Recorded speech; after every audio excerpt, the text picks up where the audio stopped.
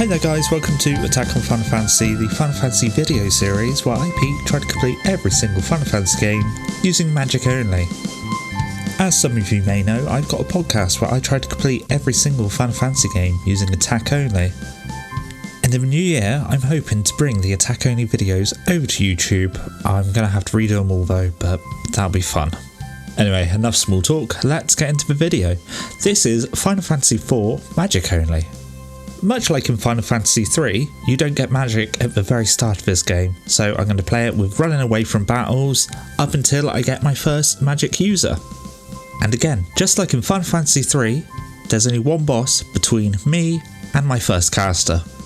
There's a little bit of change up to one of the rules here. Normally I would make people that can't cast flee from battles, but flee isn't an option in this game.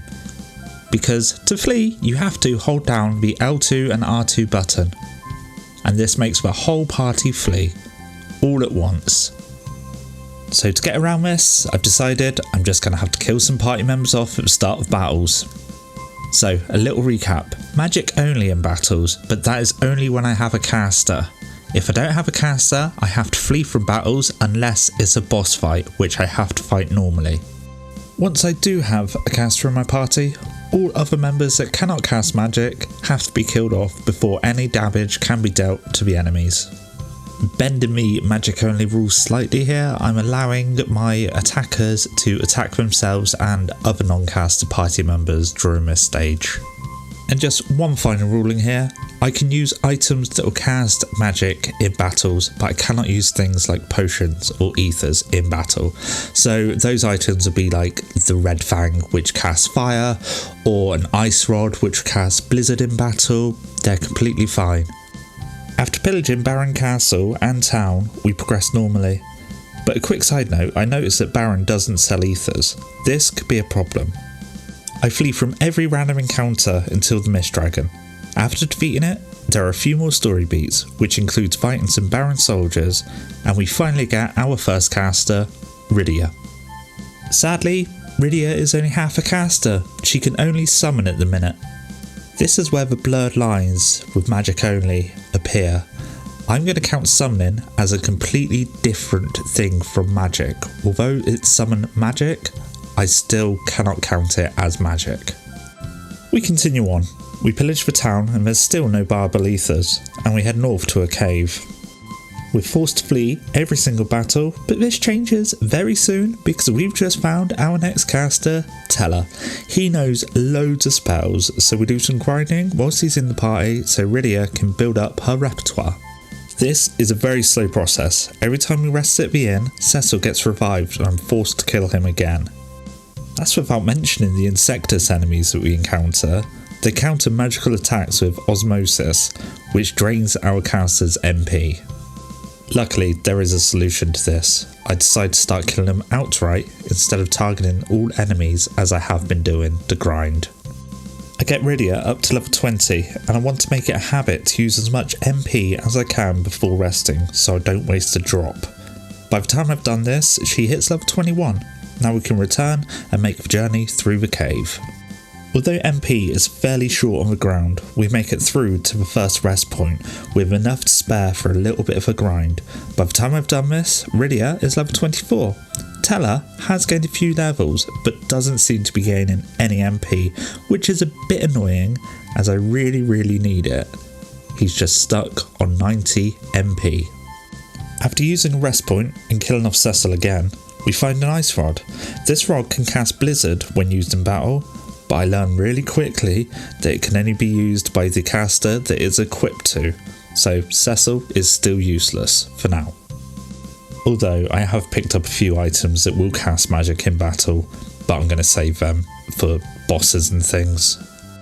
We make it through to the boss, and I am very relieved that we only had to fight one battle with two tiny mages because they use Osmosis as well and they are very hard to kill. The boss, after a little bit, it eventually goes down and we arrive at, oh my days, how am I going to pronounce this? Let's see what my phone says. Damsire. There you go, we arrive at Damsire Castle, just in time to see it get bombed. Here, Teller leaves the party and Edward joins us. Edward is a bard, but he cannot cast magic, although he has a very cool hovercraft. We head for our next cave, which is the Antlions cave. Antlion? Antlions. A thing, it's got like little pincers. It's like an ant. Nothing to do with a lion, but it's like an ant with pincers. Anyways, at the end of this cave, we have to fight one of these things, and I come into the battle with 50 MP, and I quickly resort to using the ice rod to cast Blizzard, and this takes forever.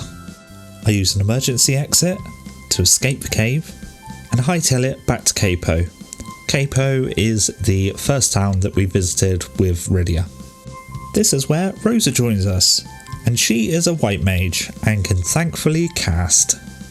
In the night, Edward gets attacked, and this is a forced encounter. I cannot do anything but attack back.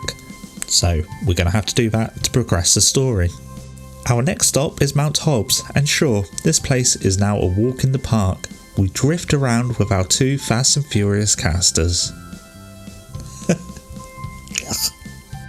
We make it up to the boss of the mountain, kill Yang off, and then, after a very strange fight with some bombs, Yang joins us, and we head for Fubul. During the journey to Fubul, I have to fall back on some magical items, but we make it through. And now we're here, it's time to prepare for war. Our casters depart and we're forced to play the game normally until they rejoin us in a little bit. After a couple of story beats, Rosa gets mage napped and we get a boat. There we were, just sailing the sea to return to Baron, and we're attacked by Leviathan. The party is scattered and Cecil wakes up on a beach, mageless and hopeless. But this doesn't last for very long. In the nearby town of Mysidia, we're told we must atone for our sins, and we are lent two mages to help us do so, Palom and Porum. We need to climb up Mount Ordeals and face ourselves at the very tippity top. I buy some equipment for my two new mages. This includes a fire rod which casts fire in battle and a heal staff which casts heal. Because these two start at level 10, I have to hang around Mysidia and buff them up a bit. This is a bit of a slog because one of the enemies, a zoo, have loads of HP, but on the plus side, when they finally get defeated, they give a bunch of EXP. I get to level 19 with my mages, then decide to head for the mountain. Then I remember there's a chocobo forest to the south of the mountain, and in this forest there's a white chocobo which restores MP. I've been reviving Cecil every single time I needed to restore MP. I decide to hang around here and get to level 25 with my mages. There are tiny mages in the forest surrounding the chocobo forest, but thankfully I have access to my Aura spells now, so things are going down pretty quickly.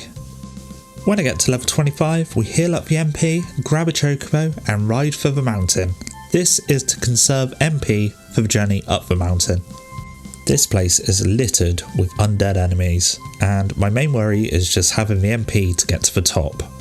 Halfway up the mountain, Teller rejoins the party, and I am so relieved to have another caster, although he only still knows the basic set of spells. And it's quite funny because Palom and Porum are like, "Oh my god, you're brilliant, you're like Sage Teller," and he's like, "Yeah mate, check out my fire," and they're like, he knows Fiara, he knows big fire, not little fire." Hilarious, so funny. We get to the boss of the area, Scarmiglione. Hang on, let's see what my phone says. Scarmiglion. Wow, okay. I would never have guessed that. Up until now, the game has been banging on about how this thing is undead. So I try life, which misses. Then I try cure, which heals it. Anyways, after a few rounds of fire, it goes down. But to our surprise, it attacks again.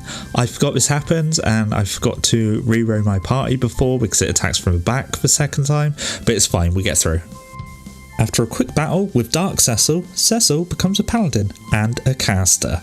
Thank God, he can use white magic. Teller also remembers all of his spells, and he learns Meteor. Still only 90 MP though, what is going on? I've just realised why he only has 90 MP. It's because Meteor is made out to be this big spell that will murder anything, and it costs 99 to cast. So if he's only ever got 90 MP, he can never cast it in a normal battle. it's saved until a story beat much later in the game. Normally I would warp or teleport out the mountain to get to the world map again, but I decided to walk down it to get some levels for Cecil as he starts at level 1 again. Once out, I used the Chocobo Forest to grind Cecil up to level 25 before going back to Mysidia. It is amazing not having to kill anyone off just to grind some levels. At level 24, Cecil learned every single white magic spell he was ever going to learn in this run. None of them are offensive, they're all sort of heal related, so pretty useless, but at least he's standing. He's just stood there healing all day. From Mysidia, we take the Devil's Road back to Baron. We rescue Yang from enrolling into the military, and luckily he has the next key item that we need. Using the waterways, we enter Baron Castle, and it's time to fight our next boss, Bagan. This guy has 3 targets. He has his body and his 2 arms. At one point in the first battle, he casts Reflect on himself, and I get a wipe. My strategy now is to cast Reflect on one of my party members and bounce spells off them. It feels like a bit of a struggle, but eventually he does go down. Just in case you've not played any Final Fantasies, Reflect is a spell that will bounce magic back at a user. I don't know why it works when you cast it on your party members and then cast fire on them and that fire bounces to an enemy. I don't know why that happens. I guess it's because they're just stood across from each other. I'm not sure. We get into another battle with another fiend. I didn't jot its name down, but I'm sure it's on screen right now if you fancy having a little peek and a little read. I thought this was going to be real hard, but it just wasn't. As we're leaving the castle, the walls in the corridor start closing in, and Palom and Poran sacrifice themselves to save us. My 2 little casters are gone. What the hell am I going to do? All is not lost, because now we have an airship.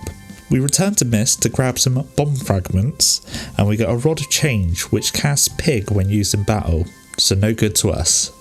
This next dungeon is going to be awful. We have to get the Earth Crystal back, but Teller is our only offensive caster, and he still only has 90 MP. It isn't long before Teller runs out of MP and we're forced to start fleeing battles. I'm avoiding all of the chests here, as we can always come back later to get them with some decent casters. The boss of this place is the Dark Elf. The first battle is made to lose, so I do nothing and allow him to kill us. This is really bad. The second battle, Teller doesn't have the MP to cast any powerful spells, and Cecil can do nothing but heal or throw super weak items at the Dark Elf to do damage. I go travelling around the world looking for a glimmer of hope, an item that would maybe cast holy when used, but nothing was to be found. I toyed with the idea of maybe using claws or arrows or weapons that had a chance to cast spells when they were attacking the enemy, but this felt a little bit too far out of the spirit of the run. So unfortunately, this is where I'm going to have to call it. No, you cannot beat Final Fantasy IV with magic only. However, if I get a spark of genius in the future, I will boot this save up and continue from here. Thank you so much for joining me, guys. I cannot believe I cannot do this game. I was really looking forward to playing it all the way through, but never mind, that is how it rolls sometimes. If you enjoyed what I did here, please don't hesitate to leave a comment, a like or a subscribe. That would really help me out. And I will catch you in the next one.